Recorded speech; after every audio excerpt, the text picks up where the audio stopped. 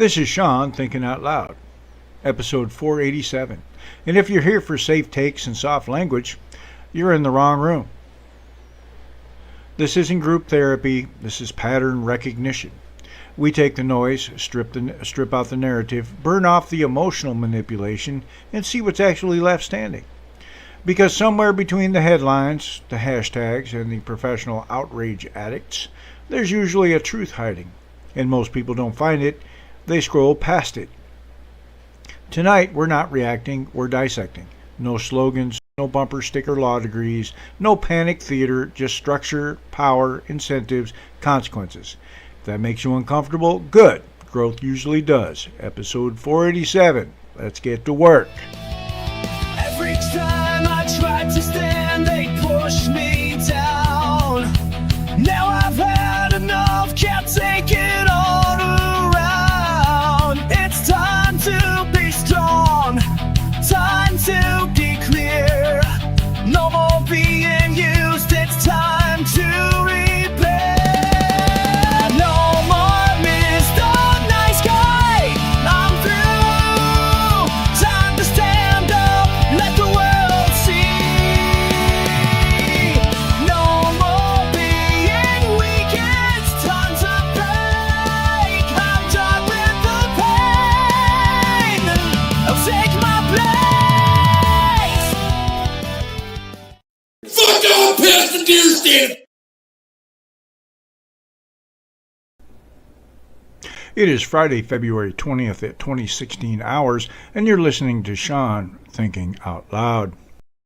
Okay, I paused that for a second because I have a question to ask, because a lot of this episode is about one retard.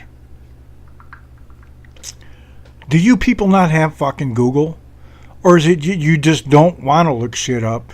You just want to, you just throw shit out there hoping someone else doesn't look it up? Is that what it is? Because I live in fucking Brazil.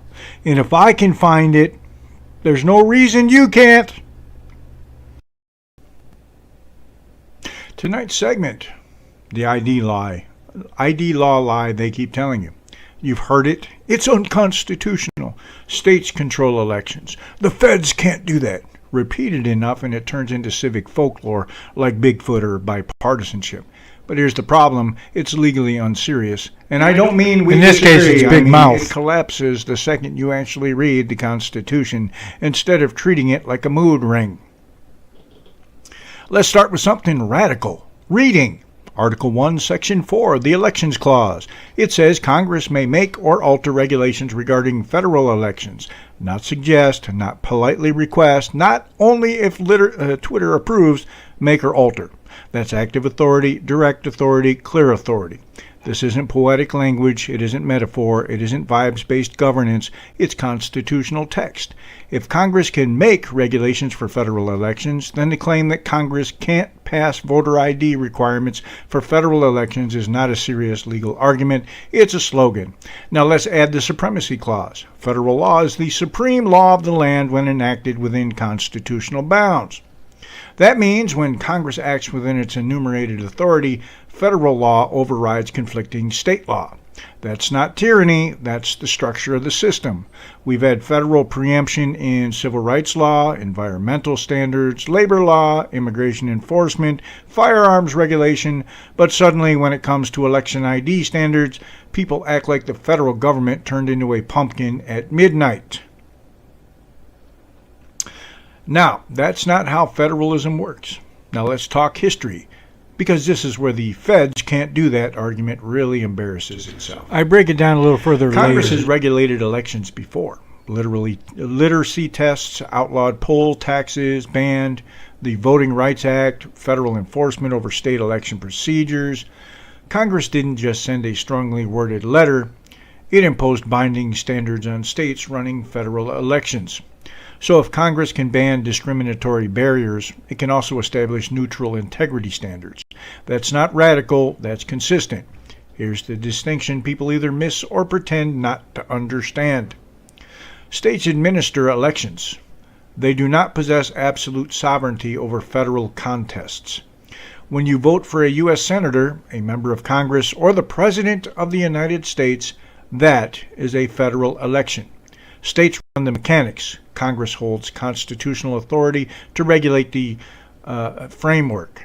That's the balance. Not state supremacy, not federal omnipotence, a division of power. Tough Now, word. let's address the emotional argument because that's really what drives most of this. The phrase voter ID triggers people. It conjures images of Jim Crow, literally literacy tests, discrimination. Those were evil because they were designed to exclude. They were not neutral standards applied equally.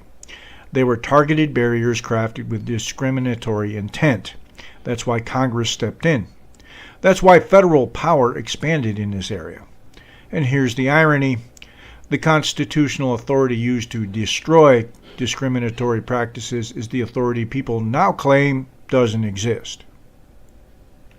You can't say Congress had the power to ban poll taxes and then in the next breath say Congress has no authority over election regulations. Pick a lane. Now, none of this means every ID proposal is wise. None of this means design doesn't matter.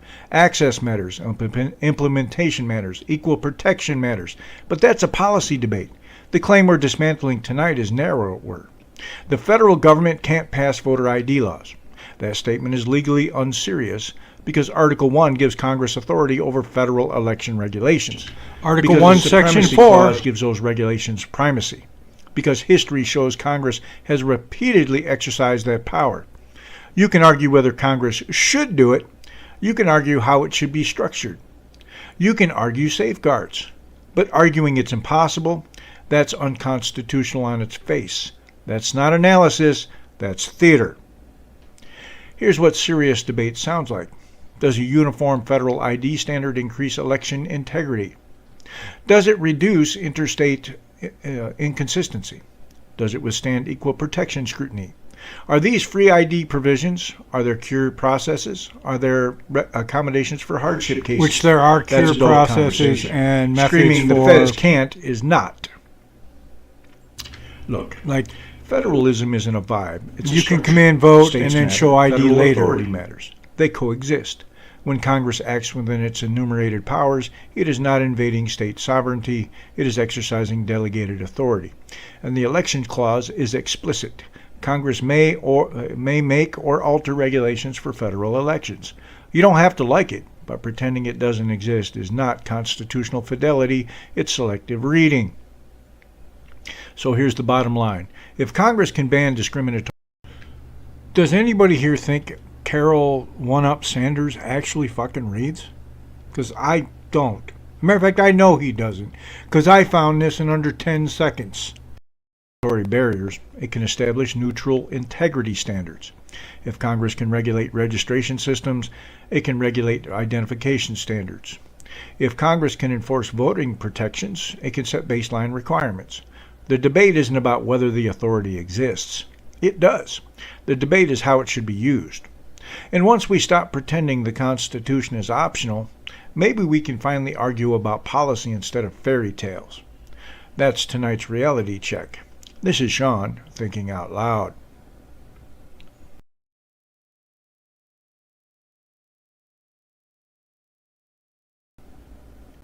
It is Friday, February 20th at 2018 hours, and you're listening to Shawn Thinking Out Loud. People throw around states' rights like it's holy water, like if they say it loud enough, the Constitution hisses and runs away. It's not holy water, it's a governing structure. And every time someone doesn't like federal authority, they shout, "Federalism!" like that ends the conversation. Spoiler, it does not. That's not an argument, that's a verbal smoke grenade. So let's do the thing nobody wants to do anymore. Let's define terms. There are two big concepts people mash together because nuance makes their heads itch. Dual federalism and cooperative federalism. Dual federalism is the old school idea federal government handles federal stuff, states handle state stuff, and there's a cleaner line between them. Which we should go back to, by the way. Federalism is the modern reality. Federal and state governments overlap, collaborate, fight, negotiate, share responsibilities, and generally operate like divorced parents splitting custody of a kid called public policy.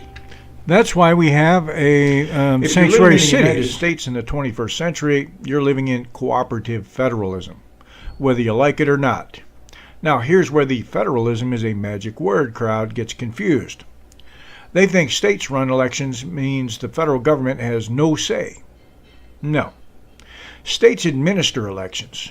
They don't get absolute control over federal contests. That's not how the Constitution is built. Federalism is not a force field. It's a system of divided power, which means the feds have authority in their lanes and the states have authority in theirs, and sometimes they overlap. That overlap is not tyranny. It's called how this country works. Now let's prove it with examples, because people understand examples better than legal theory. Federal standards exist everywhere. Civil rights. You don't get to have a states' rights argument to bring back segregation. The federal government sets baseline protections. States can add more protections, but they can't go below the baseline. Environmental law. Federal clean air and clean water standards. States can be stricter. They can't be dirtier than the baseline, because we're not letting one state turn the atmosphere into a shared dumpster. Election administration funding. The federal government pours money into election infrastructure, security upgrades, voting systems, compliance standards. That's not states' rights. That's cooperative federalism. Motor vehicle standards. This one makes people mad because it's so normal they forget it's there. You drive a car built to meet federal safety standards, seat belts, crash tests, emissions rules, recalls, consumer safety regulations, and nobody screams, "How dare the feds?" Why? Because it works. So here's the analogy. The federal government sets baseline standards. States can go above the line, they cannot go below the line. That's the point. That's the balance. Now let's bring this back to elections. If Congress sets an ID requirement for federal elections, that does not erase state authority over state or local contests. It doesn't mean Congress suddenly decides how your county clerk runs a school board election. It means for the federal ballot, there's a baseline standard. Think of it like this. The polling place can run multiple elections at once. Federal offices, state offices, local offices, different authorities, same physical room. A federal baseline for federal portion doesn't vaporize state control over the rest. It's not a takeover, it's a standard. And let's be honest about what people are really doing when they scream federalism. My They're trying producer. to make you believe the Constitution is a buffet. You take what you like, ignore what you don't, and then pretend anyone who reads the whole menu is a fascist. That's why That's we not have sanctuary patriotism. cities again. That's selective literacy. Now, if you want to argue about policy, fine. You can argue implementation. You can argue access. You can argue safeguards. You can argue whether baseline standards are beneficial or harmful. But if you argue the federal government has no role, you're not arguing, you're chanting. Federalism is balance. It's not immunity. It's not a get out of the Constitution free card. It's not a loophole for people who want rules when they win and local control when they lose. Balance means the federal government has real power within constitutional limits. Balance means states have real power within constitutional limits. And if your whole argument is states' rights with no reference to what the Constitution actually authorizes, then you're not defending federalism. You're using it as a prop. So here's Looney the Left close, does that a lot. plain and Uses a simple. lot of things as a prop. Federalism is balance, not immunity. And the next time someone throws states' rights at you like it's a spell, remember, words don't override constitutional authority. They just make weak arguments sound confident. Neither This do is Shawn feelings. Thinking Out Loud. Had to let the producer out.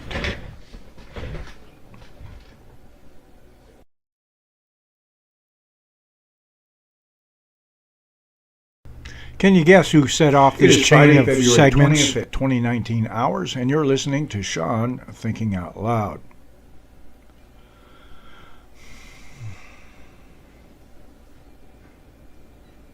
Opponents argue voter ID suppresses votes. That's the talking point. It's delivered with the tone of a gospel truth and the evidence level of a bumper sticker. So let's do something unforgivably unfashionable. let's examine the legal test instead of the emotional one. Because the Constitution isn't your therapy journal. And I don't care how about your angry you feelings. are. It cares what the law says and how it's applied. Start with the Equal Protection Clause of the 14th Amendment. No state shall deny to any person within its jurisdiction the equal protections of the laws.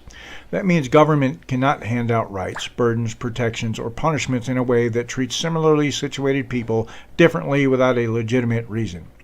It's the anti-arbitrary clause. It's basically the Constitution saying stop playing favorites. Now, here's where people mess this up. They think equal protection means no rules. No. Equal protection means rules must be applied fairly, consistently, and without discriminatory intent or unjustified disparate impact. That means you all Rules need can to get an exist. ID, The which most question of is you have already. how they operate. So how do courts analyze election laws under equal protection? Courts don't usually use the same clean, strict scrutiny every time like it's a math equation. Election law cases often get evaluated using a balancing approach that looks at two things. 1. How severe the burden on the right to vote. 2. What is the government's justification? The heavier the burden, the stronger the justification has to be. So if a law creates a major barrier to voting, the state needs a seriously compelling reason, and the law needs to be narrowly tailored. But if the law imposes a minimal burden, courts generally allow it if the government has legitimate interests like election integrity, fraud prevention, accurate voter rolls, and public confidence. Now notice something. The law's validity is not decided by social media narrative. It's decided by the burden, the interest, and the way it's designed. That's why screaming suppression doesn't automatically win the argument. Now, let's talk neutrality versus discriminatory intent. A neutral rule is one that applies to everyone the same way. A discriminatory rule is one designed directly or indirectly to target a group. Intent matters because the law doesn't just judge outcomes, it judges purpose. If a rule is crafted as a pretext to exclude, courts notice. If a rule is genuinely neutral and paired with reasonable access measures, courts tend to uphold it. And here's the twist most people refuse to admit. Uniform standards can actually strengthen equal protection. Why?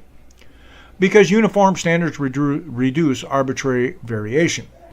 I have idiots over on Facebook arguing about a system they're where County A anti-fascist, requires one thing, County B does saying does stupid something else. shit out in the County C open, makes up new rules literally on Tuesdays, and County B contradicts the interprets the fact law, that you depending live on in a which party fascist is winning. country.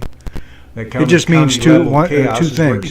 You don't live in a fascist country, and you're retarded. Arbitrary discrimination because it limits the discretion of local officials to invent barriers, selectively enforce, or accidentally lose the plot. People act like local control is always more fair. Newsflash, local control is where the worst abuses in American election history happened. It's kind of like fraud. Yeah, it's like Minnesota fraud. That happened at a local level. Certain agencies in the state government were handing out money to Somalis. That's where it happens. Not saying the federal government doesn't do it. I'm just saying it's more harder to find at the local level because nobody's looking. Now, contrast time. Jim Crow literacy tests were not identity verification. They were designed to exclude.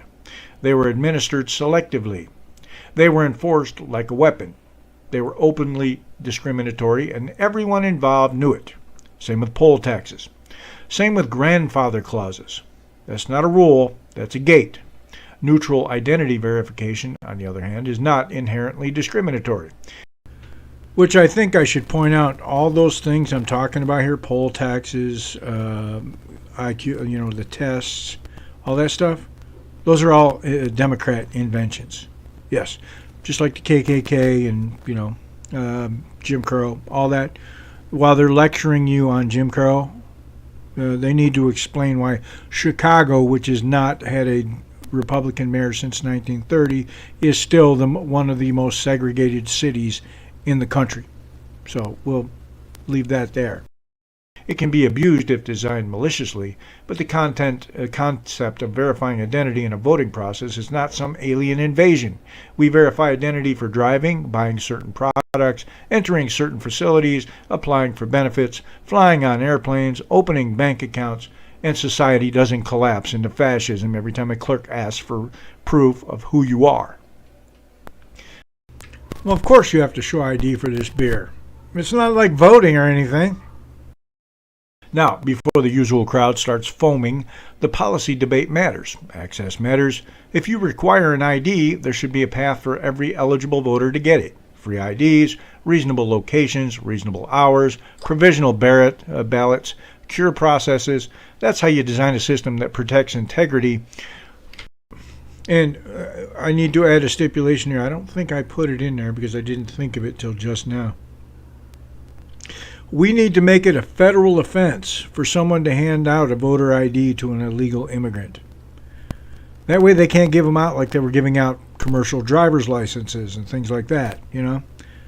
That's why we have to have a whole separate, we can't just use driver's licenses because they were handing them out like candy to illegal aliens who shouldn't even be driving here or there. I live in Brazil, so I had to go through a 40-week course to get my license here because when I left New York, the pandemic was going on and they weren't renewing licenses. So I had to go through the whole rigmarole to get my license here. I don't speak fluent Portuguese. So if anybody here fails the test, you should feel really stupid because I passed it. And I don't speak fluent Portuguese. While avoiding reasonable burdens. And that's where equal protection becomes a feature, not a problem. So here's the close. Intent matters, design matters, uniform application matters. If the goal is neutral verification applied consistently with real access, you're not violating equal protection, you're arguably enforcing it by reducing arbitrary county-level nonsense. But if the goal is exclusion, courts can see that too. And history is full of receipts. This is Shawn Thinking Out Loud. And that was my producer. We have a fly in the studio. My office.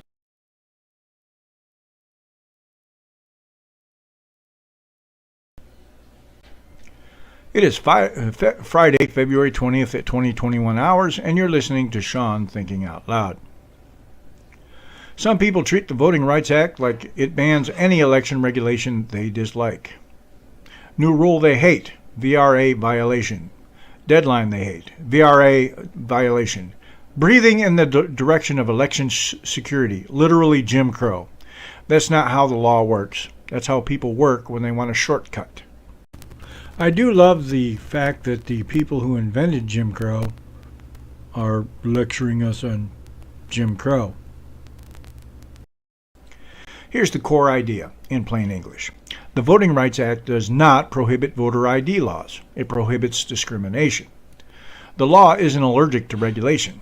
It's allergic to targeting people based on race, color, or membership in a protected class, whether by intent or by effect, depending on the legal standard being applied. That needs to be changed as well, the term protected class. It's actually written into the law, which was written in 1964. Protected class. There should not be a protected class. There should be equal rights across the board, period. And if you're an idiot, that's really going to suck for you. You're going to get treated like every other idiot. So let's talk about the standard everybody invokes and almost nobody understands. Section 2 is the workhorse. It's the part of the VRA used most in modern litigation. The basic claim under Section 2 is this. A voting practice is illegal if, under the totality of circumstances, it results in minority voters having less opportunity than others to participate in the political process and elect representatives of their choice. Now,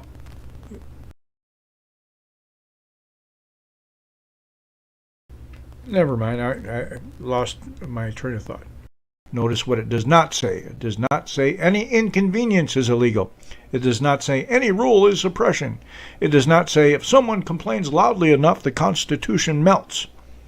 It's about unequal opportunity, usually argued through discriminatory results, and sometimes through evidence of discriminatory intent, depending on the case and claims.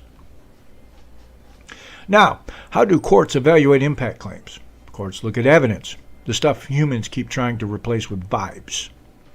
They ask questions like, is the burden substantial? Is it widespread? Who is affected and how? Is the impact linked to historical or social conditions that interact with the rule? Are there reasonable alternatives or accommodations? Yes, like the voter rights, or the current bill that's held up, I believe it's in the Senate or in the House. They're giving you all the, like, you can vote and then show ID later, and you can use a birth certificate and a photo ID with a marriage license. I mean, they're giving you all the opportunity to vote, so there's no targeting of anything. Does the state have legitimate interests? And here's the part activists hate because it refuses to obey their script. Courts can and do uphold voter ID laws when they're implemented with safeguards.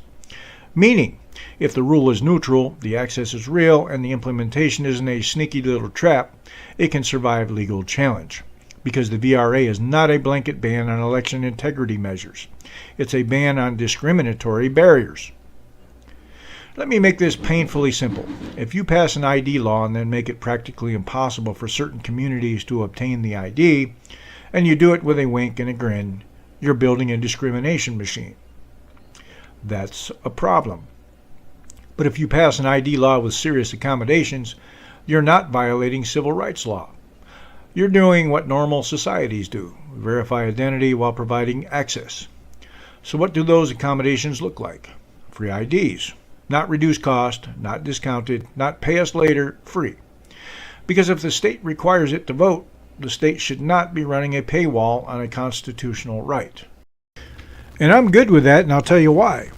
Because they've been handing out IDs to illegal aliens, so we're going to have to issue a bunch of new IDs anyway, and we need to make it a federal offense for anyone to give an illegal alien a voting ID. That'll be coming later, I'm sure. Provisional ballots. If you show up without your ID, you vote provisionally and then you verify identity afterward. That prevents disenfranchisement while still protecting the system from fraud. Cure processes. That means you get a window of time to fix the issue. Bring the ID, confirm identity, sign an affidavit where allowed. A cure process is basically the law admitting humans are messy and we're not going to treat every mistake like a felony. Now here's the point nobody wants to say out loud. A well-designed ID law can actually reduce discriminatory enforcement because it standardizes requirements. It reduces the ability of local officials to improvise barriers, interpret rules selectively, or accidentally forget to apply them equally. Uniformity can be a civil rights feature, not a civil rights bug. But, and this is important, intent and design matter. If lawmakers are using ID as a pretext to exclude, courts can sniff that out. The law is written neutrally and built with real access and reasonable safeguards. The VRA doesn't automatically torch it. Now I notice I sent invitations to all the people that were arguing with me about this, saying it was unconstitutional. All the stuff that I made this entire episode on, they're not here to argue with me now. Weird. They couldn't keep up. Well, I get it now. They couldn't keep up with me when they had time to think. They sure as hell aren't going to be able to keep up with me here. So stop treating the Voting Rights Act like a magic incantation. It's a tool, a serious one, a historic one, but it's not a veto stamp for every regulation you don't like. Civil rights law about preventing discrimination, not preventing regulation. And if we could get back to the level of intellectual honesty, maybe we'd argue about actual policy design instead of screaming historical references at each other like monkeys throwing paperback books. This is Shawn Thinking Out Loud.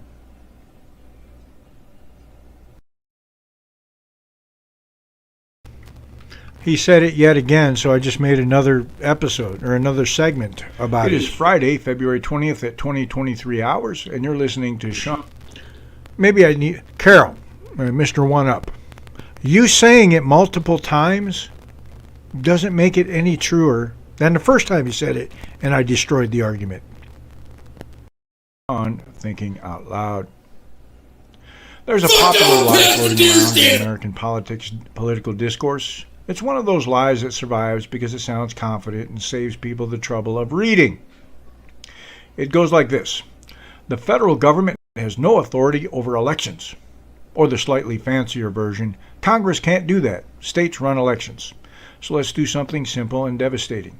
Let's list what Congress already does. Because if you're going to claim Congress has no authority, you should probably explain why Congress has been exercising that no authority for a long time. First, Congress sets Election Day. Not your state legislature, not your county commission, Congress. The day we vote for federal offices is set by federal law. Second, Congress regulates campaign finance. Like it or not, Congress has built an entire regulatory ecosystem around federal elections.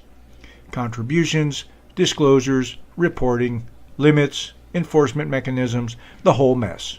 Third, Congress enforces voting protections, civil rights protections, anti-discrimination enforcement, protections for language minorities, protections against intimidation, protections against discriminatory devices. Fourth, Congress funds state election infrastructure, money, machines, security upgrades, compliance requirements, grants with strings, standards tied to funding.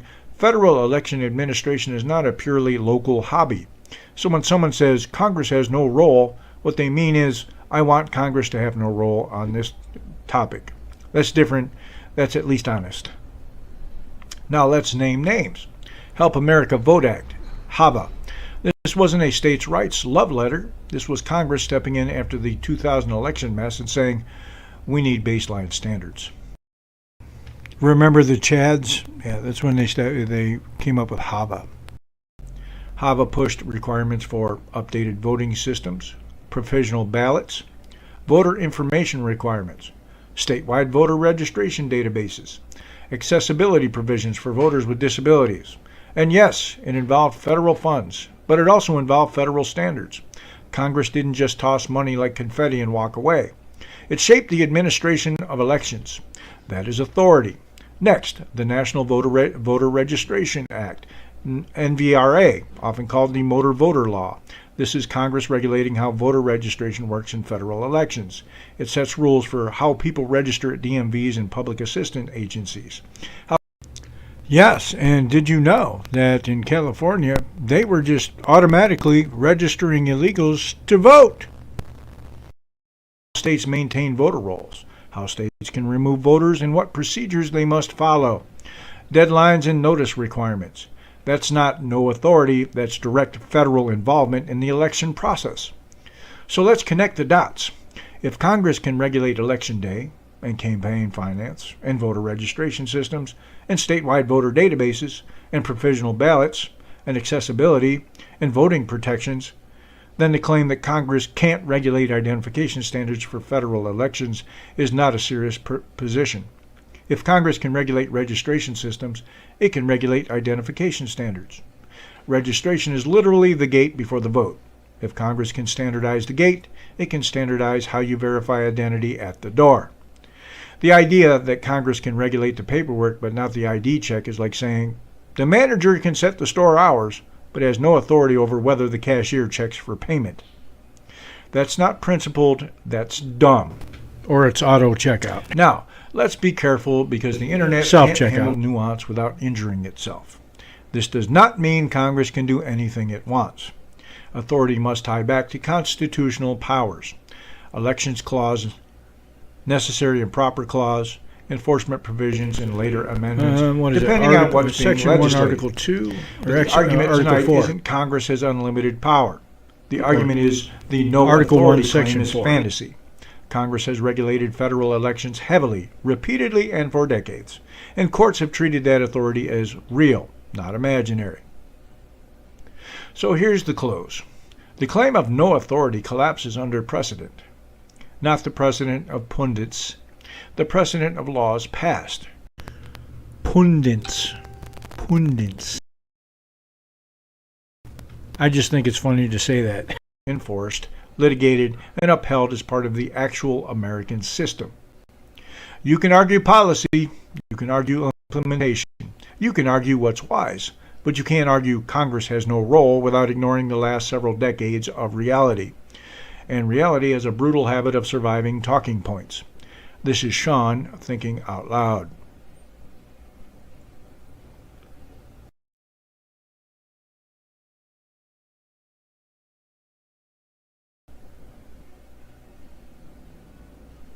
It is Friday, February 20th at 2024 hours, and you're listening to Shawn Thinking Out Loud. Strip away the legal smoke. This is about trust. Not the kind of trust you put in your buddy to return your tools. The kind of trust that keeps a country from turning every election into a permanent bar fight. Because here's the reality. Most Americans do not read court opinions. They don't parse statutes. They don't care about subsection B says. They care if the system feels honest. And if it doesn't, everything gets ugly. Public confidence in elections is not optional. It's a pillar. When confidence collapses, people start believing the dumbest stuff imaginable. And you end up with the loony left. Politicians start exploiting it like it's a renewable resource. That's why this debate keeps coming back. Not because everyone suddenly becomes a constitutional scholar, but because trust is fragile, and politics is a profession built on smashing fragile things for profit. Now, Again, the loony uniform left. federal standards could reduce interstate disparity. That phrase makes people twitch because they think uniform means federal takeover. It doesn't have to. Uniform baseline standards for federal contests can do something simple. Reduce the chaos of 50 different rule books. Because right now, the United States runs elections like a group project where everyone turned in a different assignment and then got mad the teacher graded it. Different states have different ID requirements, different registration rules, different ballot handling rules, different deadlines. Yeah, think about this. We have federal rules for ID for purchasing a firearm, which is also a right, by the way. Different chain of custody procedures, different recount standards, and then we pretend the public should have consistent confidence in the outcome. That's adorable. Uniform standards, even limited ones, can reduce the "why is it different over there" problem. That doesn't eliminate debate. It doesn't eliminate risk. It just removes some variables that turn into conspiracy fuel. Now, let's talk about narrative weaponization, because both sides do it, and pretending otherwise is for people who still think cable news is informative. Oh yeah, I'll bash conservatives too when they do stupid shit, but their shit is less stupid. You know what I mean? Like, there isn't a conservative out there telling me a man can get pregnant. Once you say that to me, or you like tell me you're some sexual something or other that's not in a biology book, well then, I pretty much figured out that you're not going to have a coherent conversation. One side weaponizes integrity. They treat every irregularity as proof of fraud. They use suspicion as evidence. They turn legitimate questions into permanent doubt. That's conservatives. Now, I'm not saying there isn't fraud in elections. There's fraud in every election. The point isn't that there is or isn't fraud. The point is how much. And how can we mitigate it more? There were reports that in the Obama election, his first term, there was huge amounts of illegal immigrant fraud, voting fraud. So now there were allegations. A lot of people got arrested. That's where the allegations came from. But did it swing the vote at all? Was there enough? You know what I'm saying? So that's the point. The other side weaponizes fear. They treat every security measure as suppression. They use historical injustice as a universal veto. They act like verification is morally equivalent to discrimination. Loony left. Both narratives are useful because they raise money, mobilize voters, and keep everyone angry enough to stop thinking. It's not a coincidence. It's a business model. I have no emotions. I just don't like stupid. Period. And I don't care about your emotions either. I just don't like stupid. Sources or silence. That's my entire motto. If I can find this stuff, so can you. It's actually not that hard.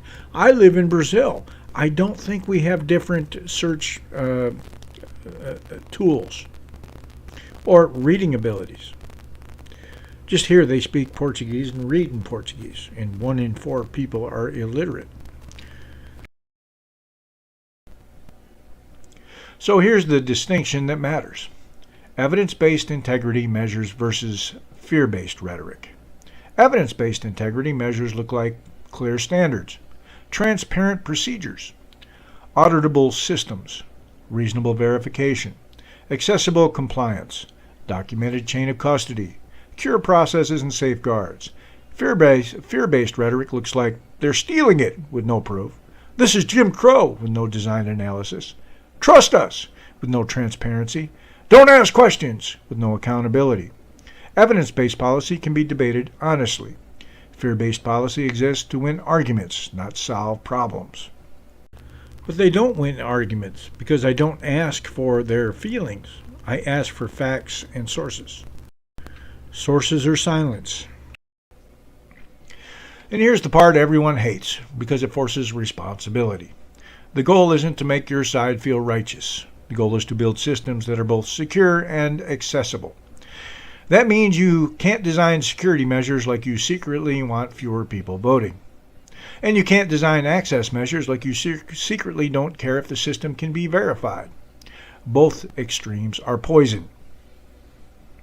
Now, close this series clean and sharp. The Constitution grants authority. The courts interpret limits. Congress legislates within those bounds. That's how this works.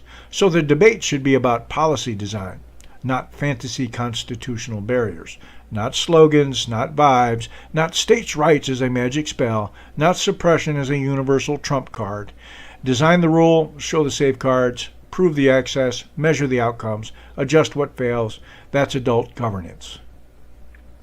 And if we can't get to that, then every election becomes a narrative war instead of a civic process. And narrative wars don't end with better policy. They end with permanent distrust and a population trained to hate each other on command. This is Shawn Thinking Out Loud. I gotta say, I write those scripts. I'm a damn good writer.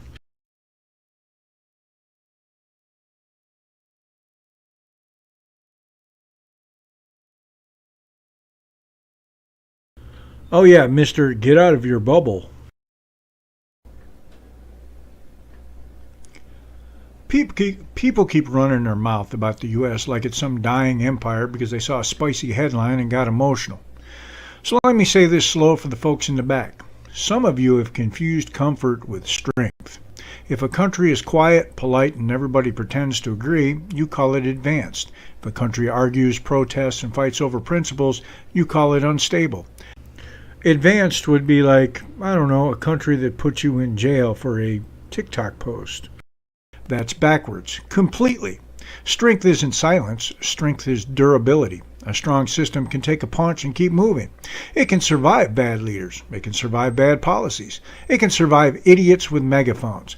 It can survive people being wrong loudly in public every day for decades. Carol Sanders. Systems don't do that.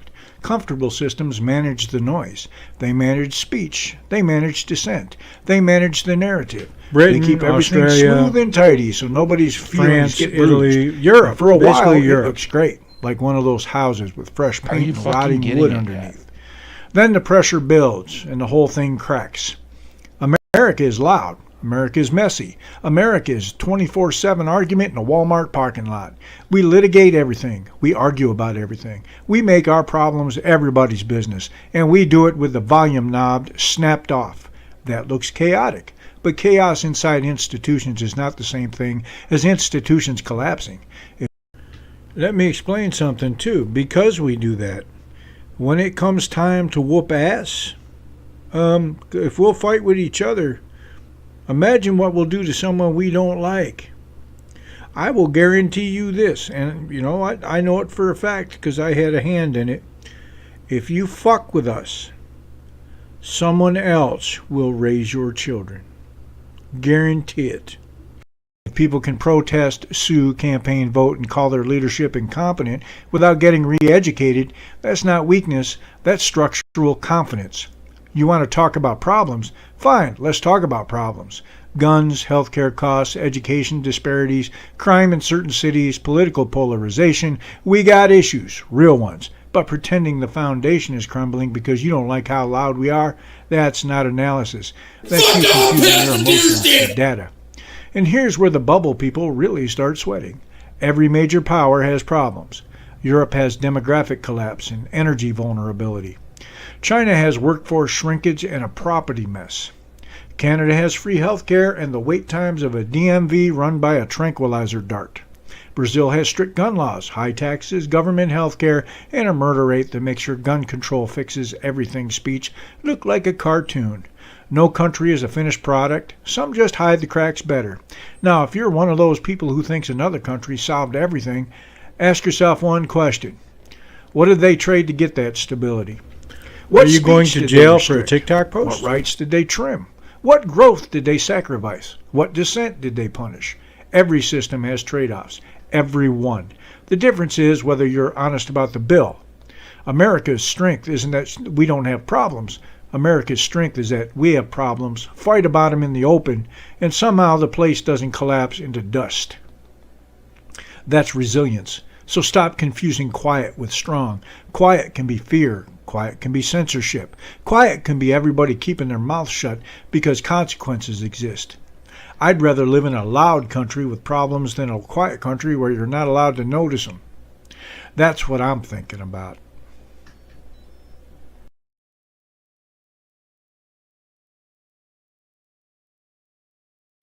They slapped Barack Obama's name on a quote graphic again because nothing says serious political analysis like a meme in Hallmark font.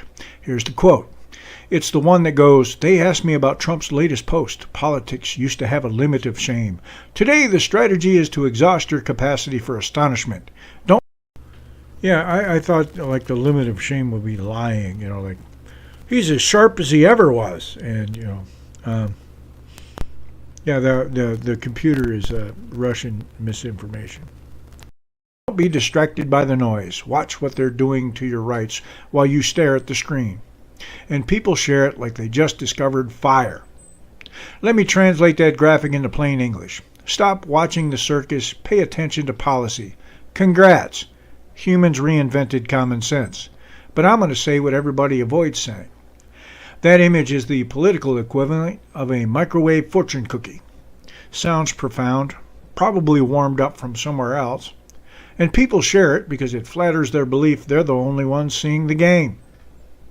Now, here's the part nobody wants to deal with. That quote is circulating mostly as viral repost bait, not as something tied to a clean primary source transcript, which means the message may be decent, but the packaging is the usual internet garbage. Trust me, bro, Obama said it. And that right there is the entire point, because modern politics isn't just about what happens, it's about what gets your attention. Outrage loops, constant novelty, nonstop spectacle. It chews up attention and turns adults into goldfish with mortgages. Remember when we used to read the newspaper and then make up our own minds? Yeah, we're not allowed to do that anymore. So here's what matters, the incentives. Media incentives reward content that hijacks the brain, anger, fear, smugness, and tribal dopamine, not boring things like context, numbers, or legislation. If it doesn't spike engagement, it doesn't get boosted. And if you think you're above it because you're sharing an anti-distraction quote graphic, you're not. You're just doing distraction with better branding. Exactly. Let's talk about the brain for a second. Are you fucking Because kidding feelings me? aren't evidence. There's experimental research showing that even the mere presence of your smartphone can reduce available cognitive capacity. You don't even Some have of to you be are using it. literally Just having it flatlining in the nearby can drain your brainwave brain's department. horsepower. That's not a vibes claim, that's data. Ward and his co-authors measured it, so when you're doom scrolling political spectacle while congratulating yourself for staying informed, you're basically trying to do advanced reasoning with a weight vest on your frontal lobe. And this isn't just about phones. Broad cognitive trend research points to something ugly. Performance can decline when environment changes, schooling shifts, and attention gets fragmented. Bratsburg and Roberg argue the Flynn effect and its reversal are both environmentally caused. Translation, humans didn't suddenly become stupid overnight. We trained ourselves into a lower performance mode. If you want the name for it, I used one, Homo idioticus. Not because I'm poetic, because it fits. We've built a world optimized to produce confident, distracted, emotionally programmable people. Now, let's get back to this Obama quote graphic. The irony is brutal. It warns you not to be distracted by political entertainment while being political entertainment. It's packaging politics as consumable emotional content, optimized for sharing, not thinking. It sells you a feeling, I'm one of the smart ones, and that feeling becomes the product. And if you think that's harmless, here's the consequence. Attention is finite. Outrage is infinite. Some of your attention spans can't get past a frickin' meme. I will give Robert Reich credit for that. For a college professor, people think he's a frickin' genius because he posts memes. So if they can keep you reacting, they can keep you from organizing, reading, showing up locally, or even understanding what's actually happening. You'll spend 5 hours arguing about a tweet and 0 minutes reading the bill that quietly reshapes your life. If you want the deeper dive with sources and receipts, Yeah, like I wrote it the up Voter here, Rights Act. The Rise of Homo idioticus, Cognitive Decline, Digital Carol Distraction, Sanders. and the Quality of Public Reasoning. It covers the attention economy, the cognitive load problem, and why your brain is not built for 24/7 political theater. That link is in the description because I'm not trusting you animals to search it correctly. So what do? Here are 3 roles. Not that all of fix you half are your animals. I'm political talking brain about matter. a certain few Rule that 1, I invited it makes here. you instantly angry. Pause. Instant anger is a signal you're being steered. Not always wrong, just steered. Rule 2, separate spectacle from substance. Spectacle, tweets, clapbacks, viral clips, outrage headlines. Substance, bills, court rulings, executive action, budgets, regulations, local policy. If you can't name what changed on paper, you're just consuming content. Rule 3, reduce cognitive drag. Put the phone in another room. Turn off notifications. Stop multitasking politics. You can't outthink a system designed to keep you reactive if you insist on staying plugged into the cattle prod. And here's the real kicker. The people most vulnerable to manipulation are the ones who are certain they're immune. So no, I don't care if Obama said it. I care if you understand it. Generally, the people that call me brainwashed are the brainwashed ones. Usually they have a degree with something with the net word studies at the end of it.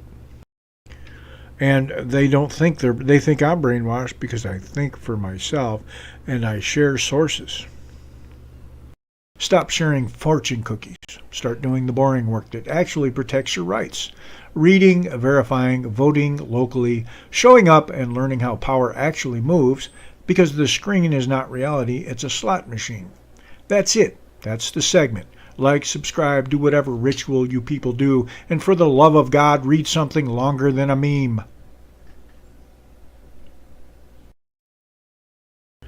Yeah, I should tell you, that's my one pet peeve. Memes.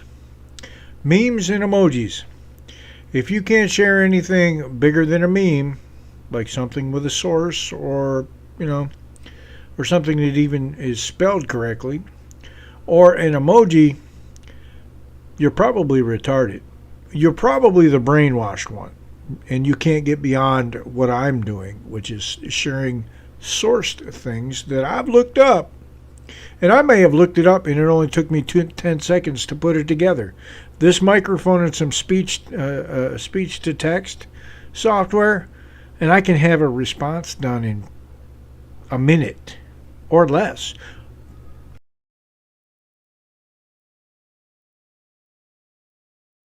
You ever see a post so smug it makes you want to rinse your eyes with brake cleaner? I just did. The Bulwark dropped a little "There are still heroes among us" graphic, and the heroes are people fighting ICE, fighting the Epstein class, and fighting Putin. One of those is real. One of those is a slogan. One of those is a self-esteem exercise for adults who collect moral badges like Girl Scout collects patches. Welcome back to Shawn Thinking Out Loud, where I say the part everyone else is thinking and pretending not to notice. Today we're doing a quick autopsy on modern political heroism, which is basically take something you already agree with, slap the word resistance on it, and call yourself brave for posting about it from a climate-controlled room with Wi-Fi. Let's read this like an adult. The bulwark lists 1. The people of Minnesota. 2. Epstein survivors. 3. The citizens of Ukraine. Then the graphic says fighting ICE, fighting the Epstein class, fighting Putin. Stop. Just stop. Ukraine fighting Putin. That's actual courage. That's your city might be rubble tomorrow courage. That's your family might not make it courage. That's I'm still going to fight anyway courage. You can disagree with policy all day long, but don't insult that kind of sacrifice by stapling it to the same poster as whatever performative tantrum fighting ICE is supposed to mean this week. And Epstein survivors. Those are human beings who lived through hell. They're not a political prop. They're not a line item in your activist bingo card. They're not your emotional support tragedy. This is what these people do. They take a real thing, a painful thing, a heroic thing, and use it like a coupon to validate their ideology. Let's talk about fighting ICE, because apparently that's the new civil rights movement for people who have never read a statute in their lives. ICE is a federal agency. You can argue about immigration policy all you want. Adults do that. But fighting ICE as a moral identity is usually code for I want the law to be optional when I don't like it.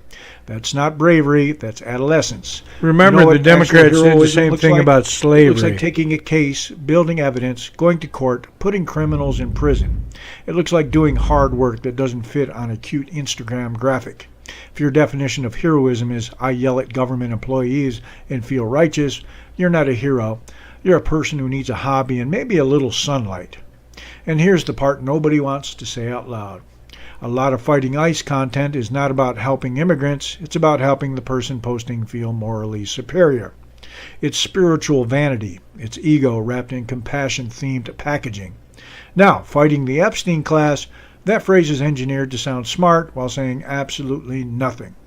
It's a fog machine. It's some rich people are bad dressed up as analysis.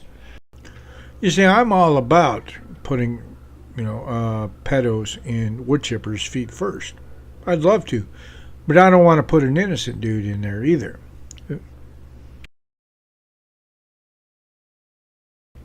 I guess the loony left doesn't care about, by the sheer number of women that lie about SA and don't care about the consequences that it has on real victims, I'm going to say, yeah, they don't really care. It's just about getting Trump. They really don't. Want to fight Epstein-type predators? Here's how. Name names, build cases, support real investigations, protect victims, not vibes, not the system, not class, evidence, accountability, prison. Evidence. Let me say it again so it sinks in. Evidence.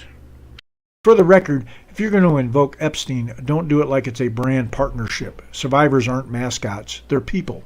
If you can't talk about it with basic human decency, don't talk about it at all. Here's the trick. They bundle 3 different things into one emotional burrito so you can't criticize any part of it without being accused of hating all of it. Ukraine deserves support. Epstein survivors deserve justice and dignity. Minnesota? Depends what the hell they're talking about this week. But fighting ICE is not automatically holy. It's a policy argument, and when you turn a policy argument into a morality play, you don't create heroes, you create zealots. This is how grown-ups start acting like teenagers. They replace thinking with signaling. They replace truth with identity. And then they try to run over ICE agents with their car. They replace real-world solutions with slogans that make them feel like they're in a movie. So yeah, there are still heroes among us. They're usually not the ones announcing it with a graphic. They're the ones doing the boring, dangerous, unglamorous work, protecting people, prosecuting predators, deporting dangerous illegal aliens, defending homes, holding the line when it costs them something real. If your coverage fits comfortably in a social media post, it's probably not courage, it's branding. This has been Shawn Thinking Out Loud. The internet has made more tough guys than SEAL training and MMA. Do something useful today, or at least do something honest.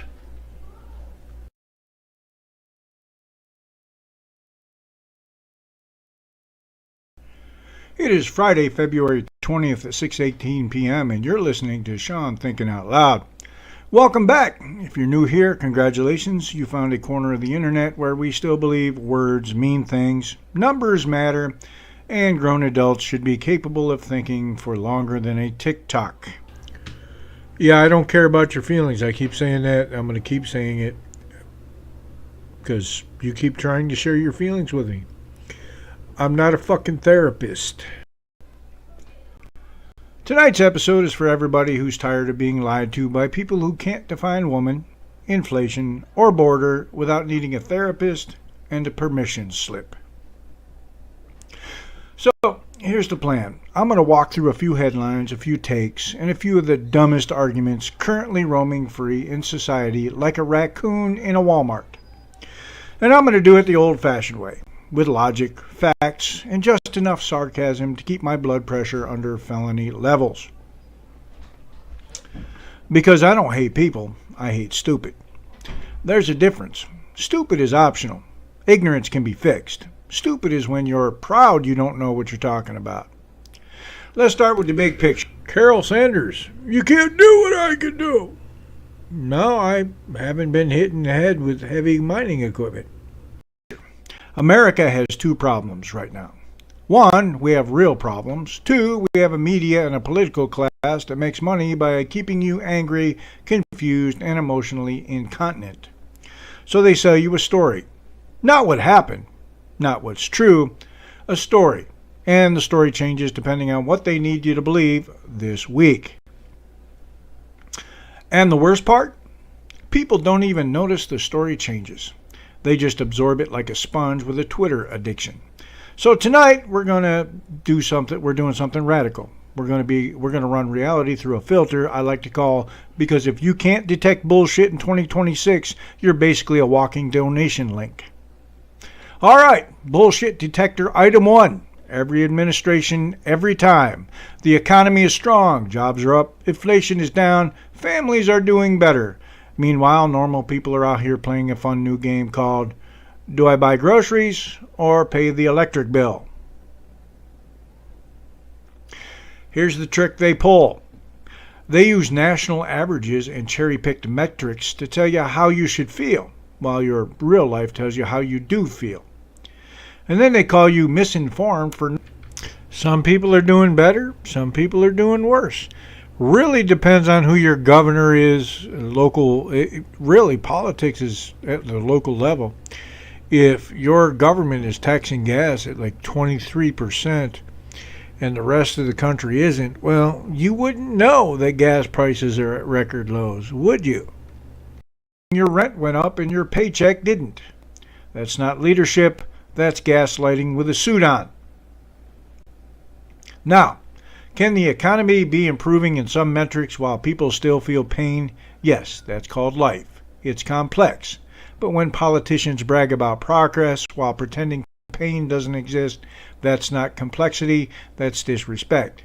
You don't fix a problem by telling people they're too dumb to understand the problem. Gavin Newsom. Bullshit detector item 2. This one is basically a religion now. If you don't agree with a policy, you're racist. If you want borders, racist. If you want voter ID, racist. If you want criminals prosecuted, racist. If you want math to stay math, racist. At some point, the word stops meaning actual racism and starts meaning you disagree with me and I'm out of arguments. Yeah, they call me racist all the time and I have to tell them, shh, don't tell my wife. It could make those evening meals a little awkward. And when everything is racist, then nothing is racist, and the people who truly deal with it get used as props. What's funny is the people that call me racist are whiter than I am. That's not justice, that's marketing. By the way, if you're blonde-haired, blue-eyed, and look like you just stepped out of a recruiting poster for the SS, don't call me racist, because I'm going to make fun of you really, really fucking hard. Bullshit detector item 3. No, stop it. Words can be cruel. Words can be wrong. Words can be stupid. But if you think words are violence, you've lived a life so cushy you think discomfort is trauma. Violence is when someone hits you. Violence is when someone burns your business down. Basically being a loony leftist. The people that say words are violence, but I guess a Zippo and some gasoline isn't. Violence is when someone uses a mob to intimidate you into silence. And yes, that last one happens all the time now, and it's always dressed up as accountability. Accountability is when you face consequences for what you did. A mob is when other people punish you because they're emotionally unstable. Now let's hit something specific. Voter ID. This topic turns people into feral toddlers. You think asking someone to prove who they are, they say there is a war crime. But somehow, to get on a plane, cash a check, buy booze, enter certain buildings, pick up prescriptions, open a bank account, rent a car, or do anything in modern society, ID is totally normal. Voting? Suddenly it's oppression. No, it's not. It's basic integrity. And before someone starts screaming, the federal government can't do that, yes, it can. The debate is about how and what standards, not whether it's physically possible for the federal government to pass national election rules. This isn't magic, it's law and policy. And here's the part that makes the whole argument collapse. If voting is sacred, then protecting the vote should be sacred. If you care about democracy, you should care about trust. Trust isn't built by saying, shut up and accept it. Trust is built by making the system clear, consistent, and secure. Bullshit detector item 4. This is the laziest smear in modern politics. It's the intellectual equivalent of throwing your food on the floor and crying because the peas touched the carrots. Nazis were actual historical monsters. They built a totalitarian machine, ran propaganda, crushed dissent, and industrialized genocide. If you can call me a Nazi, a racist, and I can't call someone, because I was in the military, and have them go to your house and send you to a concentration camp, you're not living in a fascist country, you fucking idiot. So when you call everyone a Nazi because you don't like their tax policy, you're not being righteous, you're being historically illiterate. Also, it's a great way to prove you've never studied history outside of Netflix docuseries. Here's a better way to do it. Attack policies. Attack arguments. Attack facts with better facts. If you can't do that, maybe the problem isn't fascism. Maybe the problem is you're not as smart as you think you are. Now, let's talk about the real meta problem underneath all of this. Modern politics is built on emotional blackmail. They don't want debate. They want submission. They don't want you persuaded. They want you shamed. They don't want you informed. They want you repeatable. So they keep you in a loop. Outrage, fear, tribe, repeat. And if you step outside the tribe, they don't ask why. They don't argue. They label you. Racist, Nazi, phobe, extremist, threat. That's not politics. That's a cult with better lighting. Yeah, wasn't Tulsi Gabbard a Democrat at one time? Wasn't RFK? Yeah, aren't they calling them Nazis and stuff now too? Weird. And I know some of you are thinking, Shawn, why are people like this? Because it's easier. It's easier to have a villain than a conversation. It's easier to have slogans than solutions. It's easier to be angry than to be accountable. And some people are addicted to being morally superior because it's the only thing they have. Here's the hard truth. A lot of folks don't want a better country. They want a country where they get to be the hall monitor. They want power without responsibility, authority without competence, control without consequences. They want to punish the people who make them feel small. And that's why they freak out when you refuse to play along. Now, I'm not telling you to hate your neighbor. I'm telling you to stop letting liars program your brain. Start asking basic questions again. Who benefits if I believe this? What evidence would change my mind? Am I repeating a claim or do I know it? Is this person selling truth or selling a feeling? If the answer is a feeling, congratulations, you're being marketed to. That's all the left has too, is feelings. And I keep telling them, like repeatedly, in the same thread, like, I don't care about your feelings, sources or silence. sources or evidence. And they'll just, if I do sources and evidence, they'll give me that laughing face emoji, which basically means they don't have any. Let's bring it back to personal responsibility. If you want to be hard to manipulate, read more than headlines. Don't outsource your thinking to influencers. Learn basic economics. Learn basic civics. Learn basic history. Not because it makes you fancy, because it makes you free. A free mind is dangerous to people who run on propaganda.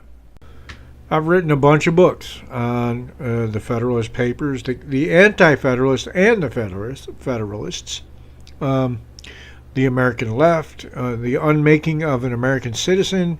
There's the Dismantling the Republic, how the leftist elites are manipulating, basically what it is, manipulating the country. The bloodstained banner talking about the failures of socialism and communism, because that seems to be a trending topic now with the loony left. You know, socialism, it will starve everybody to death. You know, they make food for profit in capitalist countries and everybody's fat as hell. What's that tell you?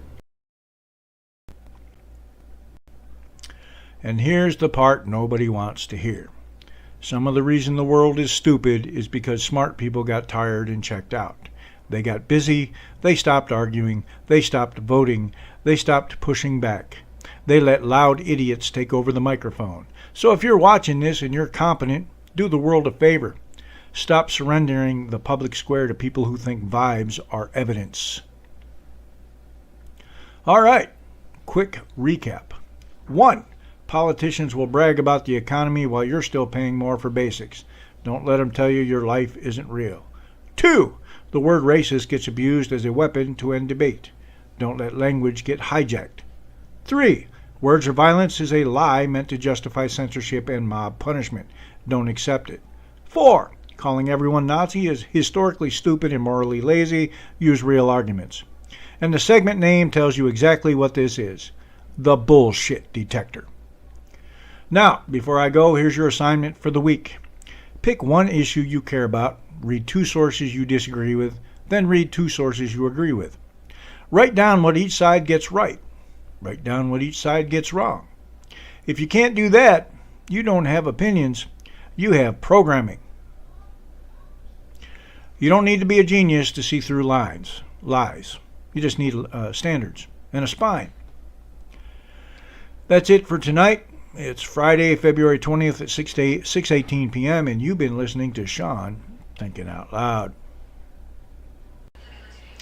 Here's the bottom line. Noise is profitable. Confusion is profitable. Outrage is extremely profitable. Clarity, not so much. So if you want clarity, you're going to have to tolerate discomfort. You're going to have to read past the headlines. You're going to have to question your own side before you question the other one. That's not weakness, that's discipline. Episode 487 wasn't about winning an argument, it was about understanding the structure underneath the argument. Because when you understand the structure, you stop being manipulated by the surface. Think deeper, argue smarter, and stop outsourcing your brain to people who make money keeping you angry. This is Shawn Thinking Out Loud. I'll see you in episode 488.